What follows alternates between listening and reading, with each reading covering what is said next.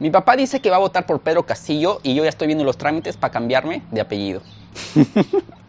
No sé si mi papá vaya a votar por Pedro Castillo, fue una broma y también es una broma el hecho que yo quiera cambiarme de nombre. ¿Okay? Pero en este video, y estamos a vísperas de unas elecciones presidenciales ya para el bicentenario en Perú, yo soy peruano, nosotros podamos hacer un voto informado. Entonces, en este video te voy a informar sobre lo que es el comunismo, el socialismo, el capitalismo, y tú puedas tomar una decisión, un voto informado, para que luego no nos lamentemos cuando nosotros mismos salgamos a las calles y compatriotas nuestros, o tal vez nosotros, vayamos a dar la vida por nuestra patria, como ha sucedido meses atrás con Inti y con Brian, lamentamos ese hecho. Por eso es muy importante que nosotros nos quedemos hasta el final de este video para poder hacer un voto consciente, un voto informado. Y al último voy a dar mi humilde opinión. El comunismo es la parte radical del socialismo.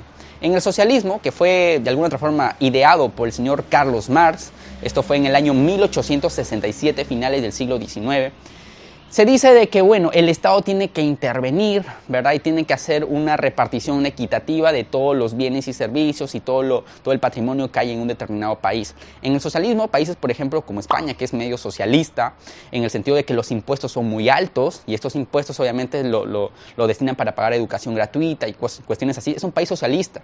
Hay varios países socialistas como España que tienen este modelo. Sin embargo, los países que han tratado de llevarlo al lado comunista, donde el Estado se mete en todo, hasta en tu libertad. O sea, tú ya no puedes salir a poder decir, no creo en esto, o a marchar porque te meten bala. Y esto ha pasado en países como Venezuela, en países como Bolivia, en países como Perú en el año 85. Eso es comunismo. Tú ya no pierdes todas tus libertades. El Estado se mete en todo, no solamente en la parte económica.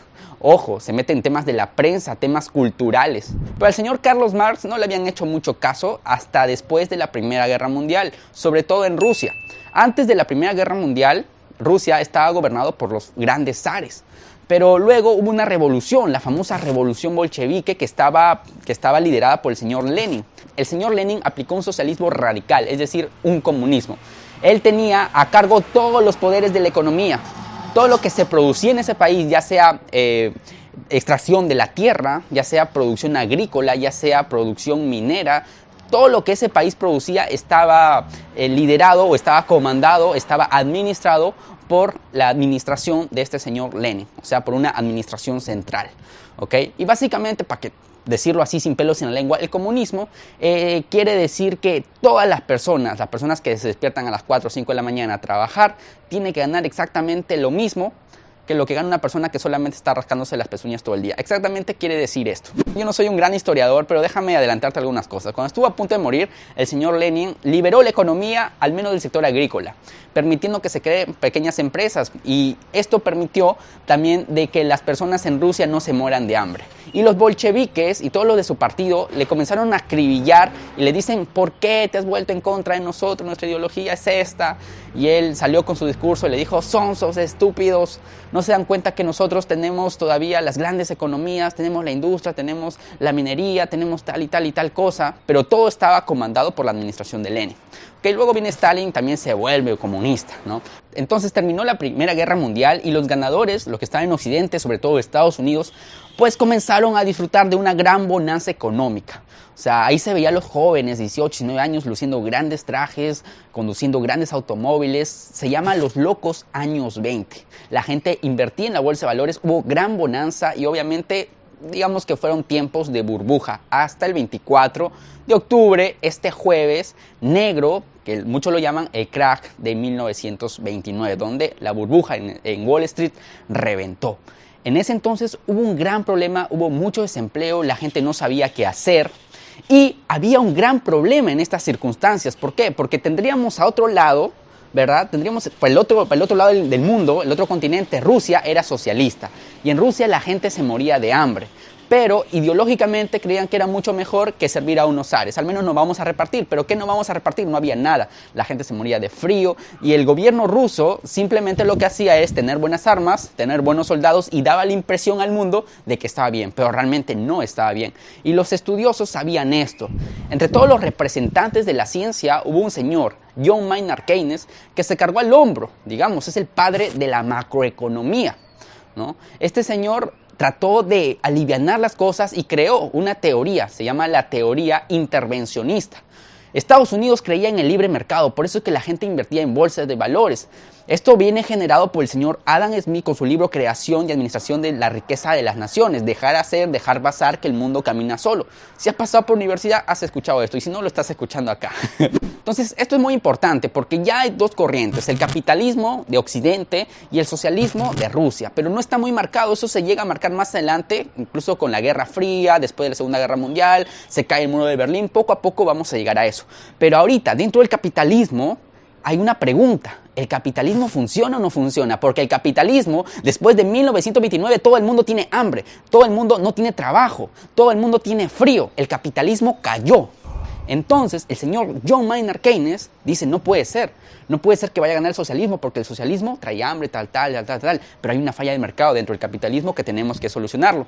Entonces, él dice, ok, es verdad que el gobierno no tiene que intervenir en la economía, pero sí tiene que intervenir cuando las cosas están mal. ¿De qué forma? Creando empleo. Entonces, toda la gente que estaban varadas en las calles, el presidente no sabía qué hacer. Entonces, recurren a John Maynard Keynes. John Maynard Keynes le dicen, ¿sabes qué? Crea empleo. Simplemente comienza a construir obras. Y es en esos años, a partir de 1930, donde se construyen los grandes parques en Estados Unidos, los grandes palacios también. Y de esta forma, los trabajadores tenían un salario. Como las personas que venden restaurantes en la calle, venden ropa, ya tenían un incentivo para comenzar a producir bienes y servicios. Y de esa forma se reactiva la economía. Al producir bienes y servicios, esa persona ya puede mandar a su hijo al colegio. El maestro ya puede trabajar. Entonces, así se reactiva la economía y funcionó. Y más aún funcionó en la Segunda Guerra Mundial. Esto fue en 1930. 1941 aproximadamente, 1945, es donde está la Segunda Guerra Mundial. Y obviamente esto es un negocio, incluso es parte de la teoría de las conspiraciones actuales en Estados Unidos, que dice que Estados Unidos siempre tiene que crear una guerra de cada 10 o 15 años para darse trabajo a sí mismo. Y en parte tiene razón, no lo sé, porque igual Estados Unidos se mete en cualquier guerra, Siria, ¿verdad? Hay tantas cuestiones, pero esto se basa en la Segunda Guerra Mundial. Y Maynard Keynes toma muchísima fuerza. ¿Por qué? Porque para financiar una guerra, el Estado tenía que contratar ropa, ¿verdad? Tenía que demandar pedidos de ropa. El Estado tenía que producir autos de guerra, tenía que producir armamentos de guerra. Y todo eso no lo mandaba a hacer a otro país, lo hacía dentro.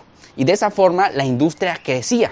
Entonces todo bien con el keynesianismo, con John Maynard Keynes, pero habían dos economistas representativos y famosos de la época, solamente dos, Maynard Keynes y Friedrich von Hayek. Friedrich von Hayek salía de una escuela liberal. Él había aprendido de Otto von Mises. Esto es alucinante y a mí, pues yo que soy inversionista desde hace mucho tiempo que estudié esto, me llama muchísimo la atención, porque ahora muchos reconocen a Milton Friedman, que también ha sido premio Nobel de Economía. Von Hayek también ha sido premio Nobel de Economía, pero ahora se le hace mucho reconocimiento a Milton Friedman, lo cual está bien. Él de alguna otra forma ha solucionado problemas en Sudamérica. Él vino a representar, a asesorar a Chile, a Pinochet, y gracias a él, ¿verdad? Es una famosa frase del dictador Pinochet, ¿no? Es que estaban tan jodidos en Chile, y lo bueno es que llega Milton Friedman y le dice, no te preocupes, lo bueno de la crisis es que sabes que tienes que hacer un cambio radical, si no todo esto va a seguir exactamente igual. Entonces son los famosos Chicago Boys. Milton Friedman estudió en la escuela de Chicago, la Chicago's School, ¿verdad? Pero él fue invitado por Hayek en más de una ocasión a reunirse con él, porque desde ya Hayek había visto como que algo muy bueno en Milton Friedman. Esto es un breve paréntesis. Disculpa, pero la verdad es que me emociono de estos, son conocimientos de economía. Yo amo la economía y también amo la historia. Entonces, Friedrich von Hayek es un tipo que fue a la guerra, fue la Primera Guerra Mundial, ¿no? Entonces, él decidió ser economista y siempre criticó el lado socialista, ¿no? De hecho, él criticó a John Maynard Keynes, que también es un capitalista, pero es un capitalismo que dice que el Estado se puede intervenir en ciertos casos, en casos cuando las cosas están mal. Sin embargo, él dice, no, si de alguna otra forma el capitalismo origina tiempos difíciles, pues nos queda solamente aguantarlos, porque si intervenimos la vamos a fregar. Pero quedó muy relegado. Hayek quedó muy relegado. Por el contrario, todo el mundo le hizo caso a John Maynard Keynes. Y literal es todo el mundo, todos los países siguen el modelo de Estados Unidos. Entonces Hayek quedó muy relegado. Hasta se produjo este famoso, bueno, no famoso, pero es un gran fenómeno que nunca antes se había dado, el cual se llama estanflación. Y muy pocas veces se da. Siempre se habla de la inflación. ¿Pero qué es la estanflación? Y la estanflación quiere decir una época, ¿verdad?, que al mismo tiempo donde hay hiperinflación o inflación, hay desempleo. Esto es una cosa rara desde el punto de vista teórico. ¿Por qué? Porque la inflación dice que hay un aumento general de los precios. Es lo que dice la inflación. Y si los precios aumentan es porque ven que la gente tiene dinero para que pueda solventar estos precios. Y al mismo tiempo, la persona que es empresaria y que ve que los precios tienden a aumentar, que la gente tiene dinero en el bolsillo, entonces lo que hace es producir más para venderle más, al mismo tiempo que le suben los precios. Entonces eso debe generar más empleo.